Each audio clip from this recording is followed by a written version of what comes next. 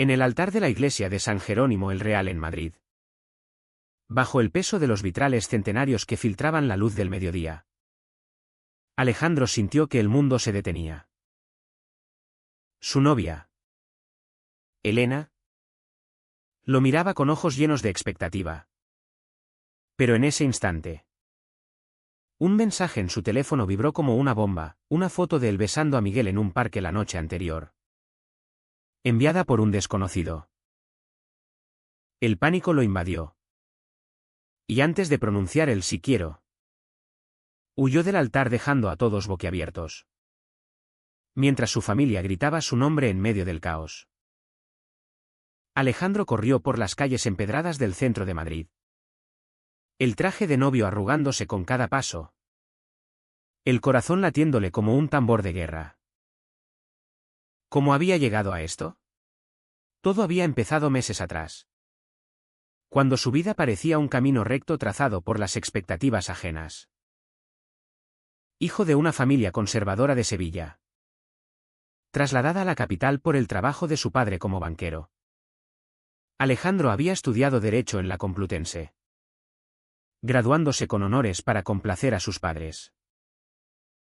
Su madre, una devota católica, soñaba con nietos y una vida normal. Su padre, un hombre de principios rígidos, repetía que el éxito se medía en estabilidad familiar y reputación social.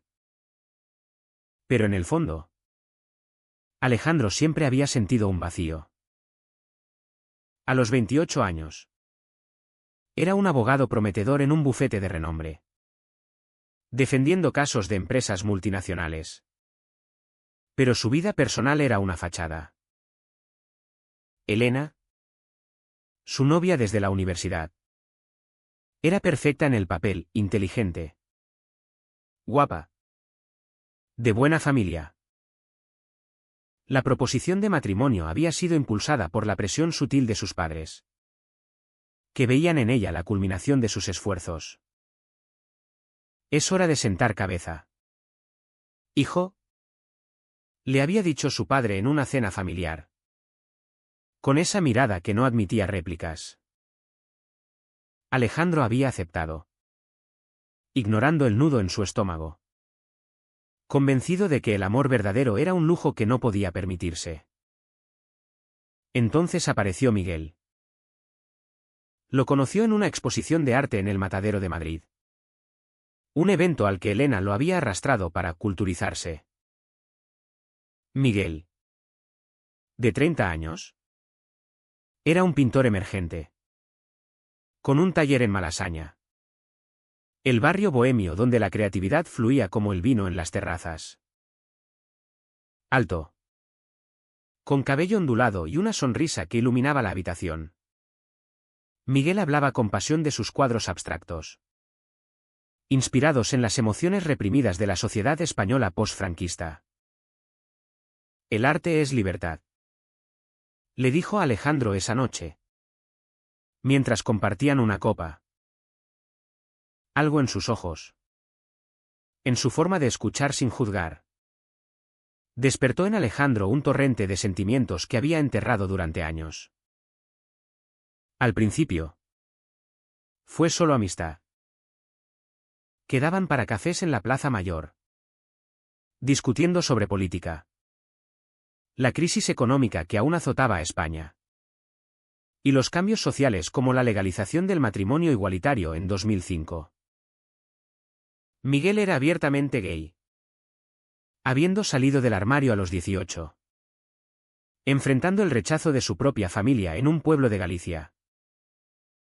Perdí a mis padres por ser yo mismo, le confesó una tarde. Pero gané mi vida.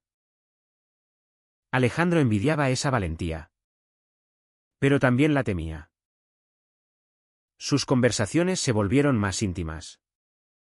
Y una noche, después de una discusión acalorada sobre el orgullo en Madrid, Miguel lo besó. Fue un beso suave, cargado de verdad, que derrumbó las barreras que Alejandro había construido.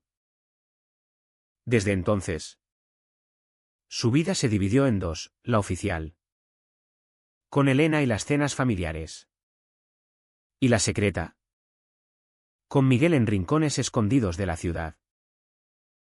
Cada encuentro era una inyección de vida, pero también de culpa. Alejandro se debatía internamente, ¿era esto amor real? ¿O solo una rebelión contra su educación? La sociedad española había avanzado, con leyes progresistas y un Madrid vibrante de diversidad. Pero en su círculo familiar y profesional, las apariencias lo eran todo. Su padre, un hombre formado en la dictadura, veía la homosexualidad como una debilidad moderna, su madre rezaba por su recto camino. La tensión creció cuando Elena empezó a notar cambios. ¿Estás distante?, le dijo una noche en su apartamento en Chamberí. Alejandro mintió, alegando estrés laboral. Pero la culpa lo carcomía. Miguel, por su parte, presionaba por más, no puedes vivir así para siempre. ¿Elige?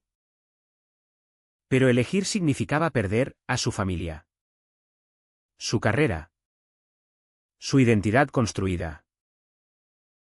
Una semana antes de la boda, en un parque cerca del Retiro, Miguel lo confrontó. Si te casas con ella, me rompes el corazón. Alejandro lloró en sus brazos. Y en ese momento de vulnerabilidad, Miguel lo besó de nuevo. Alguien los vio. Alguien tomó la foto. Ahora, huyendo de la iglesia, Alejandro se refugió en un café en Sol, jadeando. Su teléfono no paraba de sonar, llamadas de su padre. Mensajes furiosos de Elena. Traidor, le escribió ella. Se sentía expuesto, desnudo ante el mundo. ¿Cómo explicar lo inexplicable? La sociedad juzgaría. Sus colegas murmurarían. Su familia lo repudiaría.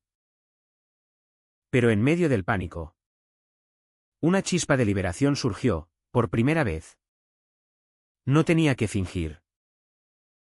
Miguel le mandó un mensaje, estoy aquí si me necesitas.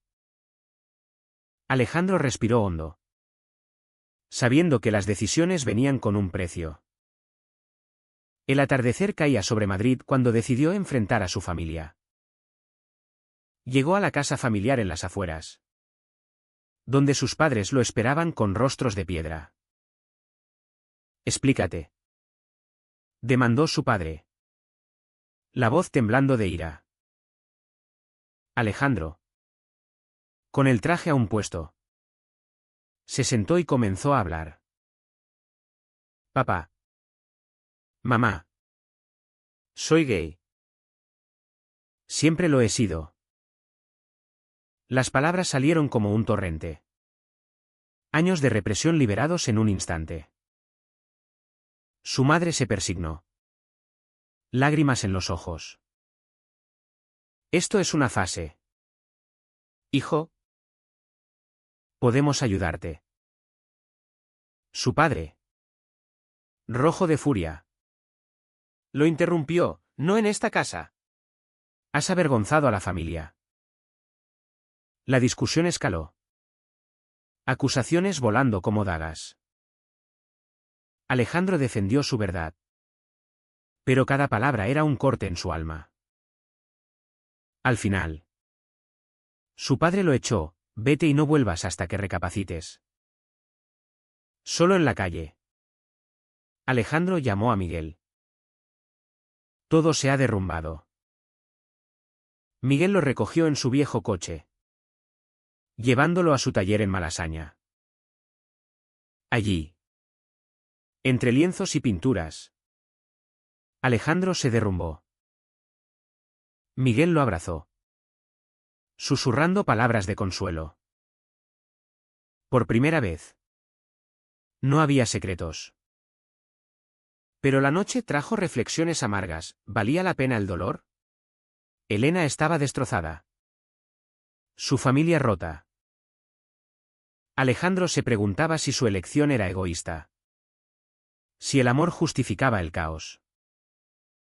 Los días siguientes fueron un torbellino de emociones para Alejandro. Se instaló temporalmente en el taller de Miguel. Un espacio caótico pero cálido. Lleno de colores que contrastaban con la gris realidad de su vida. Madrid seguía su ritmo frenético, turistas en la Gran Vía. Protestas en Puerta del Sol por los recortes sociales. Pero para él, el mundo se había detenido. Su bufete le dio una semana de permiso personal. Pero los rumores ya circulaban.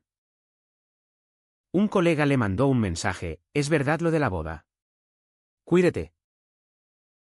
La sociedad española, aunque progresista en leyes, aún albergaba prejuicios en los rincones conservadores. Alejandro sentía los ojos invisibles juzgándolo. Miguel intentaba apoyarlo, cocinando paellas improvisadas y hablando de futuro. Podemos irnos a Barcelona. Empezar de cero. Sugería con entusiasmo. Pero Alejandro dudaba. Su identidad se había construido sobre pilares de aprobación familiar y éxito profesional. Sin ellos, ¿quién era? La culpa por Elena lo atormentaba. La llamó, pidiendo perdón. Te usé para encajar, admitió. Elena, con voz quebrada, respondió: me rompiste el corazón. Pero entiendo que estabas perdido. Su perdón fue un bálsamo. Pero no borraba el daño. La familia de Alejandro no cedía.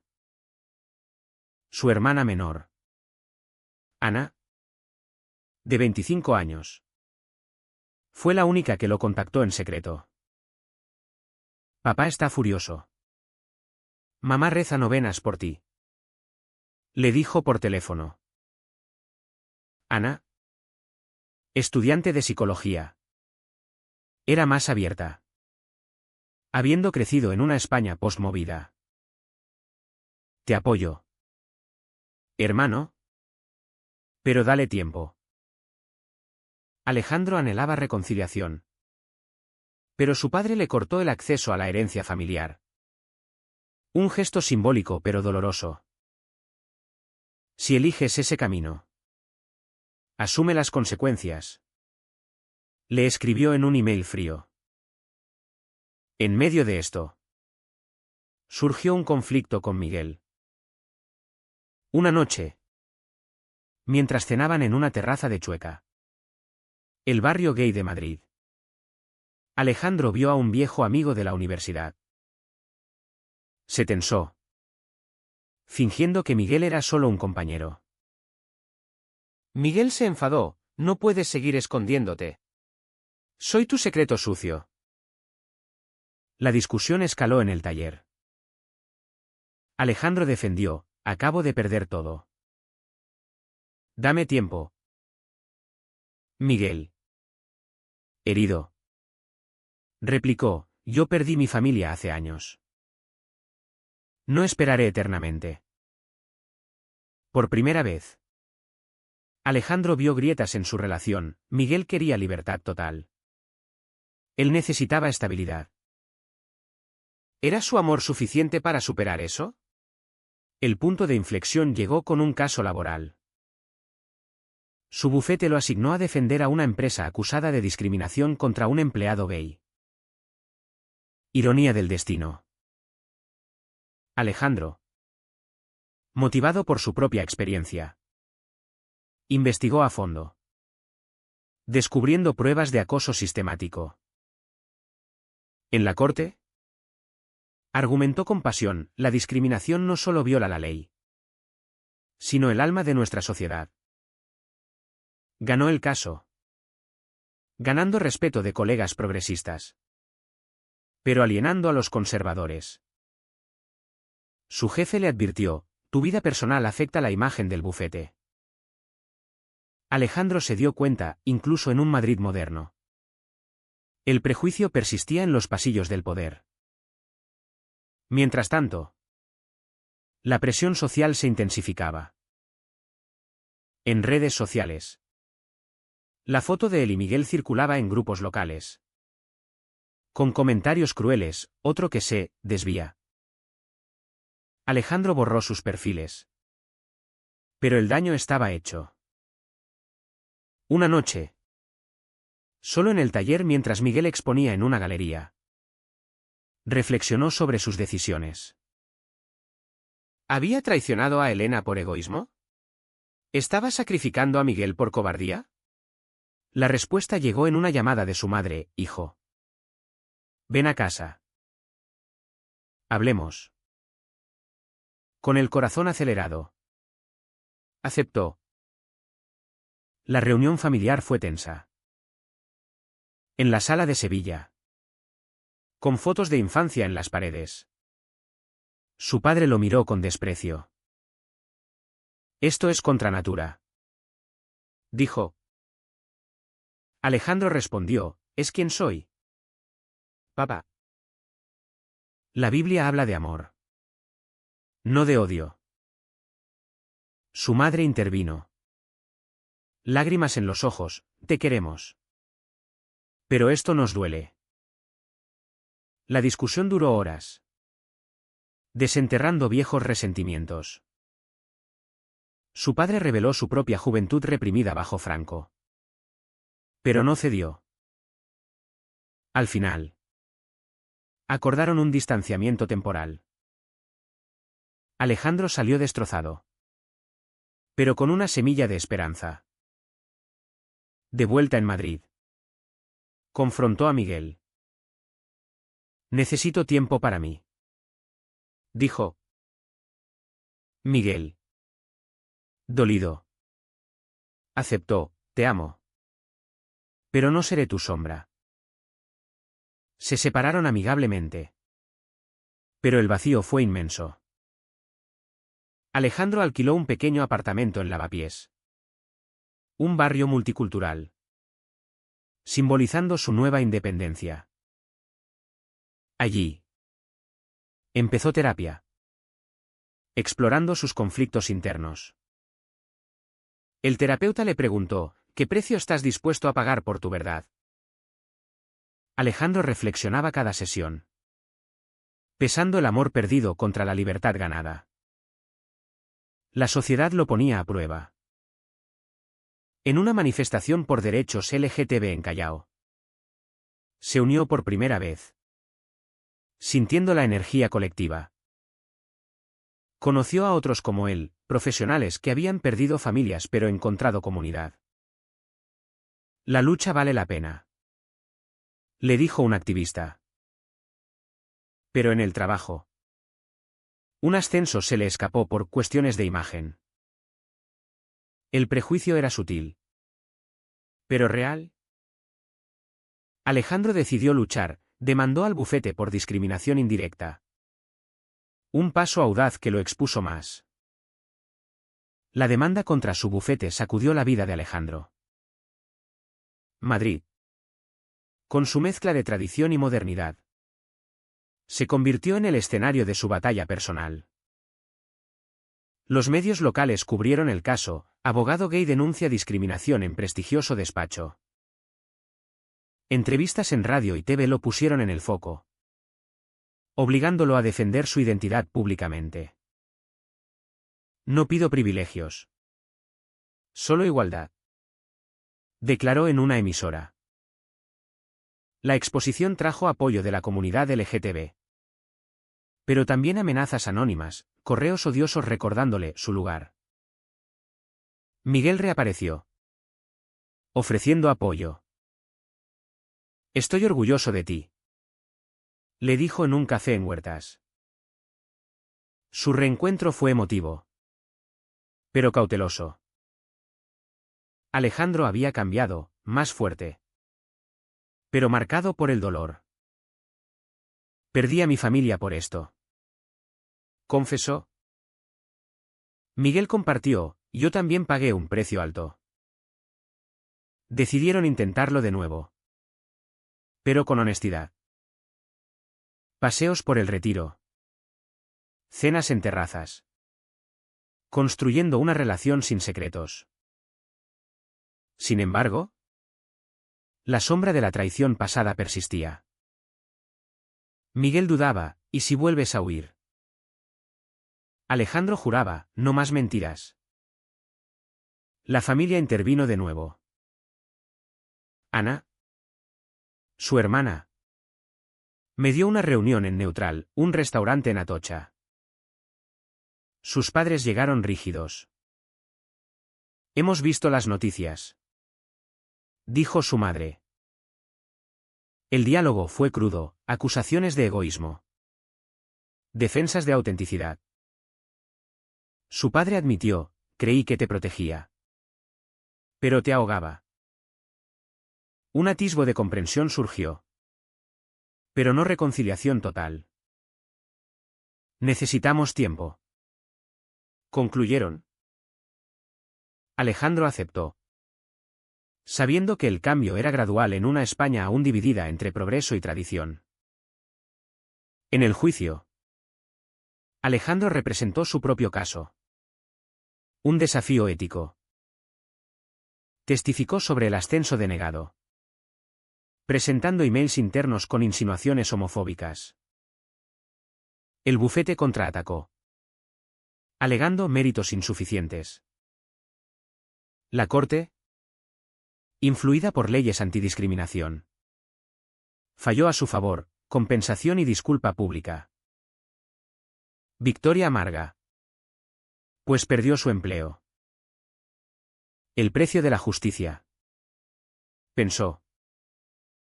Ahora desempleado. Enfrentaba inestabilidad financiera. Un eco de la crisis económica que aún afectaba a muchos españoles. Miguel lo apoyó en la transición.